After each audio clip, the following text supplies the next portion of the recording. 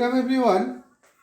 Indian পলিটির গণপরিষদ সম্পর্কে আমরা শিখছি। আগের ক্লাসে আমরা জেনেছি যে খসড়া কমিটি কবে তৈরি হয়। আমরা জেনেছি 1947 সালে 29শে আগস্ট তারিখে খসড়া কমিটি বা ড্রাফটিং কমিটি তৈরি হয়েছিল। যে খসড়া বা ড্রাফটিং কমিটির মূল কাজ ছিল একটা খসড়া সংবিধান তৈরি করা। এই কমিটি মূলত তৈরি হয়েছিল ভারতের সংবিধান তৈরি করার জন্য। আমরা জানি গণপরিষদটাই তৈরি হয়েছিল ভারতীয়দের দ্বারা, ভারতীয়দের জন্য একটা নিজস্ব সংবিধান তৈরি করার জন্য। এবং অবশেষে 1947 সালের 29শে আগস্ট তারিখে সেই খসড়া কমিটি তৈরি হয়েছিল এবং সেই খসড়া কমিটির সভাপতি ছিলেন, আমরা আগের ক্লাসে জেনেছি, ডক্টর বি.আর. আম্বেদকর। এছাড়া আরও 7 জন সদস্য যারা ছিলেন তাদের নামগুলো আমরা জেনেছি যারা ছিলেন। এবং এরপরে আমরা জানব এই খসড়া কমিটি তাদের এই খসড়া সংবিধান রচনা করার কাজ কবে শুরু করেছিলেন। সেটা হচ্ছে 1947 সালের 4 নভেম্বর তারিখে তারা এই খসড়া সংবিধান রচনার কাজ শুরু করে। তো কতদিন তাদের এই সংবিধান রচনা করতে, খসড়া সংবিধান রচনা করতে কতদিন সময় লেগেছিল? তো 2 বছর 11 মাস 17 দিন সময় লাগে মোট এই সংবিধান রচনা করতে, অর্থাৎ প্রায় 3 বছর। তো এর মধ্যে কি হয়েছিল, খসড়া সংবিধান রচিত হওয়ার পরে এটা অনেকবার সংশোধিত হয় এবং সংশোধিত হয়ে তারপর ভোটাভুটি করে সংশোধিত হয় এবং সংশোধিত হয়ে শেষ পর্যন্ত 1949 সালের 26শে নভেম্বর তারিখে এই সংবিধানটি চূড়ান্তভাবে অনুমোদিত হয়। তাহলে কত তারিখে হয়েছিল? 1949 26শে নভেম্বর। তাহলে এই তারিখে সংবিধান, চূড়ান্ত সংবিধান অনুমোদিত হলো এবং আমরা জানি এই তারিখেই আমাদের ভারতীয় সংবিধানটি এই তারিখেই গৃহীত হয়েছিল বা অ্যাডপ্ট করা হয়েছিল। তাহলে চূড়ান্ত অনুমোদনের সময় ভারতীয় এই সংবিধানে মোট কটা ধারা বা আর্টিকেল, কতগুলো অধ্যায় ছিল বা পার্ট ছিল এবং কতগুলো শেডিউল বা তালিকা ছিল।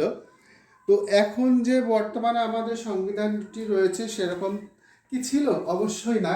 তো সেই সময় 395 মানে 349টি ধারা বা আর্টিকেল তখন সংবিধানে ছিল। আর হচ্ছে 22টি অধ্যায় বা পার্টস, 22টি অধ্যায় ছিল বা পার্টস ছিল। আর ছিল কি? আর ছিল হচ্ছে 8টি তফসিল বা শেডিউল। তাহলে এই অবস্থায় এরকমভাবে একটা সংবিধান চূড়ান্তভাবে অনুমোদন করা হলো এবং সেই দিনেই 1949 26শে নভেম্বর তারিখেই এই সংবিধানটি গ্রহণ করা হলো। গণপরিষদের সভাপতি হিসেবে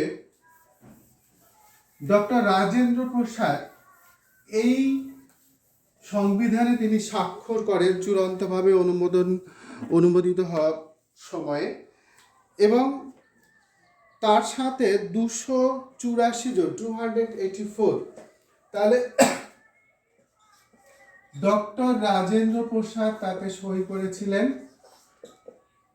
আমরা জানি তিনি ছিলেন সংবিধান গণপরিষদের সভাপতি এবং এছাড়া 284 জন সদস্য এই সংবিধানে, চূড়ান্ত সংবিধানে স্বাক্ষর করেছিলেন। তো এই যে সংবিধানটা ওই দিনে চূড়ান্তভাবে অনুমোদিত হয় এবং সেটা গৃহীত হয়। বর্তমানে কি আমাদের এই সংবিধান একইভাবে রয়েছে? না, বর্তমানটাও তোমরা একটু জেনে নাও। বর্তমানে আমাদের ভারতীয় সংবিধানে টোটাল ধারা বা আর্টিকেল রয়েছে কটা? ধারা বা আর্টিকেল রয়েছে 448, 448টি। অধ্যায় বা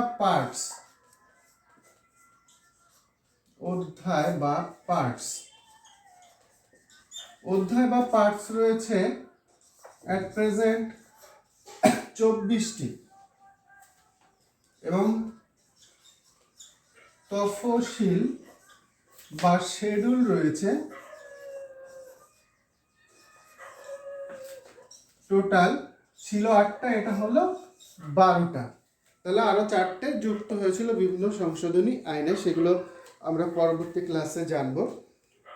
তো এই গণপরিষদের শেষ অধিবেশন কবে হয়েছিল? তো গণপরিষদের শেষ অধিবেশন হয় 1950 সালের 26শে জানুয়ারি তারিখে। তাহলে শেষ অধিবেশন হয়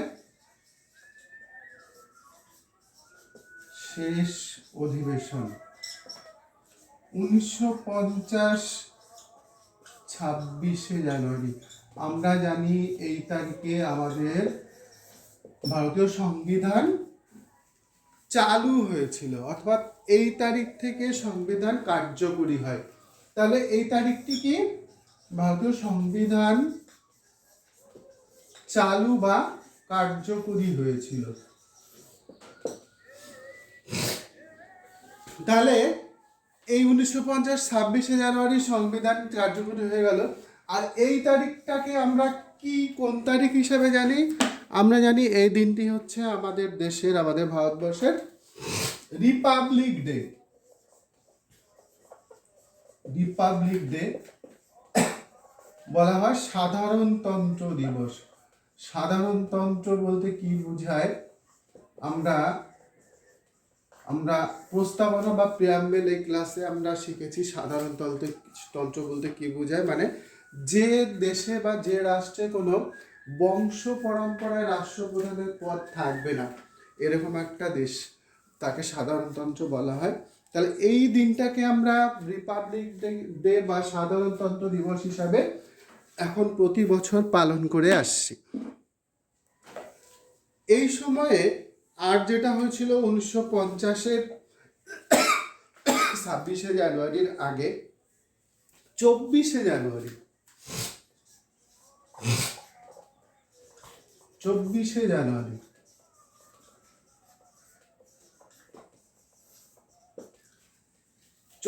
জানুয়ারি তারিখে আমাদের দেশের জাতীয় পতাকা গ্রহণ করা হয়েছিল।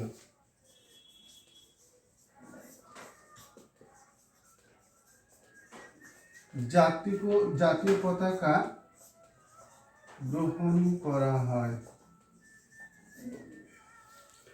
ওই একই দিনে আরেকটি গুরুত্বপূর্ণ কাজ হয়েছিল, সেটি হলো ওই 24শে জানুয়ারি তারিখে ভারতের প্রথম রাষ্ট্রপতির নির্বাচন হয়েছিল। তাহলে রাষ্ট্রপতি নির্বাচনও এই দিন হয়, রাষ্ট্রপতি নির্বাচন।